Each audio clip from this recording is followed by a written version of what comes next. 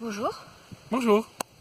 Alors, vas-y, toi ou moi? Vas-y toi pour changer. Ouais, alors, donc nous sommes aujourd'hui, en cette belle journée de presque automne, où il n'y a pas beaucoup de soleil. Nous sommes à Méréville, À Méréville. voilà, qui est pas très loin des temps. Et nous sommes dans le domaine de Méréville. Et alors derrière, si vous regardez là, ouais, c'est le château.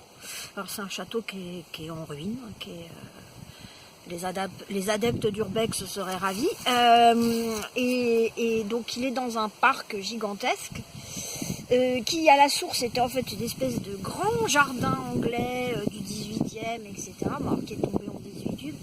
Donc quand on se balade, on voit des ruines, alors les ruines du pigeonnier, du moulin, etc., les ruines des ponts, les ruines de plein de trucs.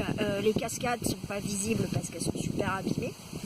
Bref, là, si on regarde, il faudrait que je mette comme ça, mais quand on voit là, vous voyez, c'est ce qui reste de la ferme. Alors le bâtiment principal est intact, mais la porcherie, elle est quand même relativement abîmée.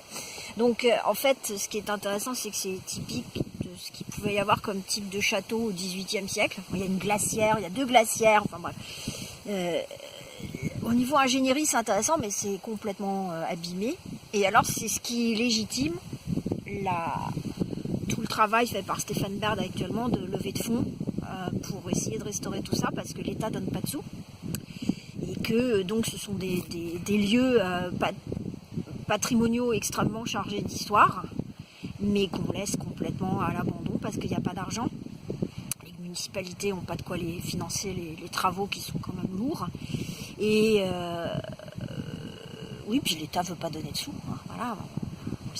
Donc voilà, ce qui légitime en fait toute la mission de Stéphane Baird.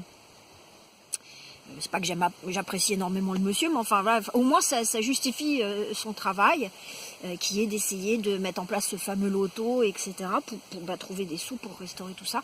Donc là, je sais que c'est la dame de l'entrée qui nous expliquait qu'avec les sous récoltés, ils allaient pouvoir remettre en place tout le système hydraulique pour faire marcher les cascades.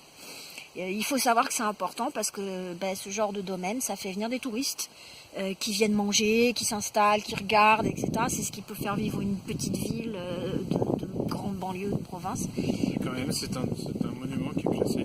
Voilà, en plus. Voilà. Ce serait bien d'arriver à trouver des sous pour restaurer le château, qui est une petite merveille. C'est mignon comme tout.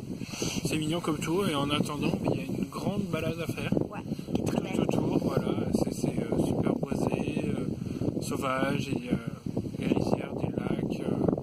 Et puis il y a la ville à côté, où il y a une église, où il y a des halles du XVIe siècle, il y a la colonne Trajane. Donc il y a des choses à voir. Alors en tant que banc, ils n'ont pas de banc, c'est-à-dire qu'ils n'ont pas de sous pour se payer des bancs.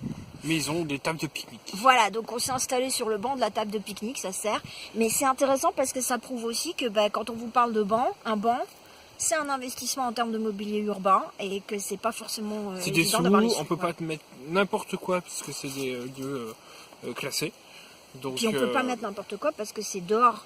Ouais. Donc il n'y a pas intérêt à mettre un banc en mousse. Voilà. On va mettre un banc qui tient, quoi. Voilà, donc et qui va tenir sous les intempéries. Donc ça peut paraître un peu ridicule, mais en fait pas du tout. Il y a plein d'enjeux.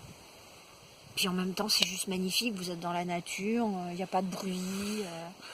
C'est vaste. Les animaux sont bien ici. Il y a un écosystème. Voilà. Et puis c'est tout à fait typique de la manière dont pouvait fonctionner un domaine à cette époque-là. En autarcie. Ouais, avec des enjeux de culture, des enjeux d'agriculture, des enjeux d'ingénierie, etc. Voilà. Donc venez à Méréville, c'est pas loin, c'est sympa et ça vaut le coup. Ciao! Au revoir!